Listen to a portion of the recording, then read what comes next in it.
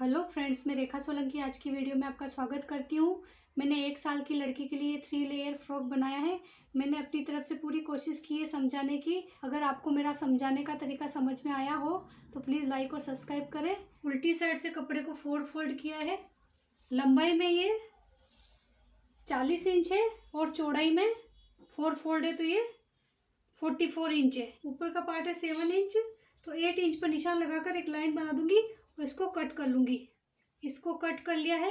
ये पार्ट घेरे में काम में लूंगी और उल्टी साइड से कपड़े को 4 फोल्ड कर लूंगी और यहाँ पर लाइन बनाकर एक्स्ट्रा कपड़े को निकाल दूंगी। शोल्डर के लिए 4 इंच पर निशान लगाऊंगी, आर्म होल के लिए भी 4 इंच पर निशान लगाऊंगी और लाइन बना दूंगी। चेस्ट लूंगी 22 इंच। 22 इंच का 4th पार्ट होता है 5.5 इंच, तो 5.5 पर निशान लगाकर लाइन बना दूंगी। कमर लूंगी 20 इंच। 20 इंच का 4th पार्ट होता है 5 इंच। 5 इंच पर निशान लगाऊंगी और इस निशान से इस निशान को मिलाकर लाइन बना दूंगी और 1.5 इंच मार्जिन का ले लूंगी और इस निशान से इस निशान को भी मिला दूंगी। आर्म होल की गोलाई दे दूंगी। गले के लिए 2 इंच पर निशान लगाऊंगी और आगे के गले के लिए 3 इंच पर निशान लगाऊंगी। ऐसे बॉक्स बनाते हुए गले का शेप दे दूंगी। पीछे के गले के लिए 1.5 इंच पर निशान लगाऊंगी। पीछे के गले को भी ड्रॉ कर लूंगी। पहले पीछे का पार्ट कट करूंगी। पीछे के पार्ट को कट कर लिया है, इसमें अंदर के पार्ट को निकाल दूंगी। आगे के गले को भी कट कर लूंगी। पीछे वाले पार्ट पे सेंटर में कट लगा दूंगी। 3 इंच की स्ट्रिप लूंगी। स्ट्रिप को इसके ऊपर उल्टा रख दूंगी। दोनों की सीधी साइड आमने सामने है। यहाँ पर एक सिलाई लगा दूंगी। उसके बाद वापस से इसको पलटते हुए आधा इंच अंदर की साइड लेते हुए ये जो सिलाई दिख रही है इसके ऊपर इस तरह से रख दूंगी और फिर यहाँ पर सिलाई कर दूंगी। इसी तरह इस पार्ट को भी तैयार कर लूंगी। गले की पट्टी को तैयार कर लूंगी। सीधी साइड से पट्टी को इस तरह से रखूंगी और यहाँ पर सिलाई लगा दूंगी। इसी तरह इस वाले पार्ट को भी सीधी साइड से पट्टी रखते हुए सिलाई लगा दूंगी।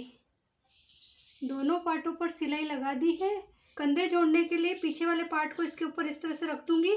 गले की पट्टी को और कंधे की पट्टी को दोनों को बराबर इस तरह से रख दूंगी और इस वाले पार्ट को कंधे की साइड झुकाव देते हुए यहाँ पर सिलाई लगा दूंगी। इसी तरह इस वाले पार्ट पर भी सिलाई लगा दूंगी।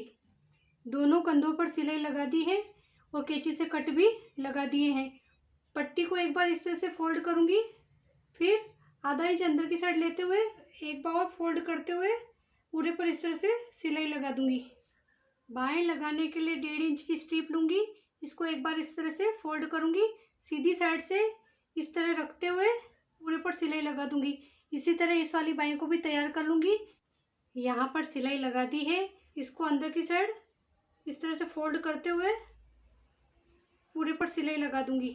इस वाले पार्ट को भी तैयार कर लूंगी। पीछे वाले पार्ट को इस तरह से रखते हुए 1 इंच जितना ऊपर लेकर यहाँ पर भी सिलाई लगा दूंगी। फिर नीचे का घेरा तैयार करूंगी। नीचे के घेरे के लिए मैंने 5 इंच की 3 स्ट्रिप तैयार करी है। तीनों स्ट्रिप को मैंने 4 फोल्ड करके रखा हुआ है। ये किस तरह से किया है जो मैं आपको बता देती हूँ। तो कमर 7 इंच है तो उससे डबल स्ट्रिप ली है तो मेरी 14 इंच हो जाएगी। दूसरी वाली स्ट्रिप 4 फोल्ड है, इसको भी मैं 7 से 8 इंच ज़्यादा लूँगी। दूसरी वाली स्ट्रिप से तीसरी वाली स्ट्रिप को मैं 7 से 8 इंच ज़्यादा ले लूँगी। इन दोनों स्ट्रिप को मैं बाद में बताऊँगी। आपको ऊपर वाले पार्ट की स्ट्रिप को जोड़ के बताती हूँ। फ्रिल में जोड़ लगाने के बाद आगे और पीछे की दोनों फ्रिल निकाल के इस तरह से रख दूंगी। ये आगे का पार्ट और ये पीछे का पार्ट है। ऊपर के पार्ट के सेंटर पर इस तरह से निशान लगाऊंगी। फ्रिल के सेंटर में भी इस तरह से निशान लगाऊंगी और दोनों निशान को मिलाते हुए यहाँ पर पिन लगा दूंगी। दोनों पार्ट को इस तरह से मिलाते हुए मार्जिन का छोड़ते हुए सल डालना चालू करूँगी। घेरे में जितने भी सल है उतना सल डालते हुए यहाँ पर भी मार्जिन का छोड़ते हुए पूरे पर सिलाई लगा दूंगी। इसी तरह इस वाली फ्रिल को भी तैयार कर लूँगी। फ्रिल में सल आप अपने हिसाब से छोटे और बड़े भी डाल सकते हैं।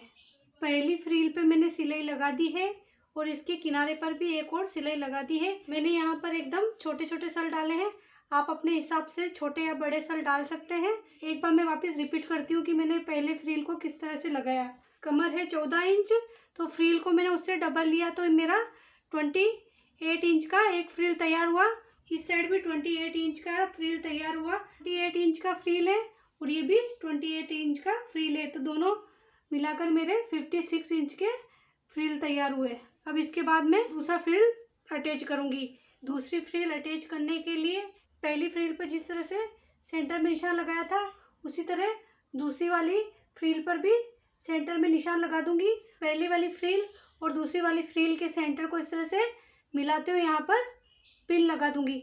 अगर आपके पास कपड़ा कम है तो आप फ्रिल में थोड़ा सा कपड़ा कम ले सकते हैं। अगर आपके पास कपड़ा ज़्यादा है तो आप पहली फ्रिल से डबल कपड़ा ले सकते हैं। पहली फ्रिल में जिस तरह से सल डाले हैं उसी तरह दूसरी फ्रिल में भी घेरे के हिसाब से सल डालते हुए पूरे पर सिलाई लगा दूंगी। पीछे वाले पार्ट को भी सेम इसी तरह से तैयार कर लूँगी। तीसरी वाली फ्रिल अटैच करने के लिए भी सेम इसी तरह से दूसरी वाली फ्रिल के सेंटर पे इस तरह से निशान लगाऊंगी और तीसरी वाली फ्रिल के सेंटर में निशान लगाते हुए दोनों के सेंटर को इस तरह से मिला दूंगी और यहाँ पर पिन लगा दूंगी।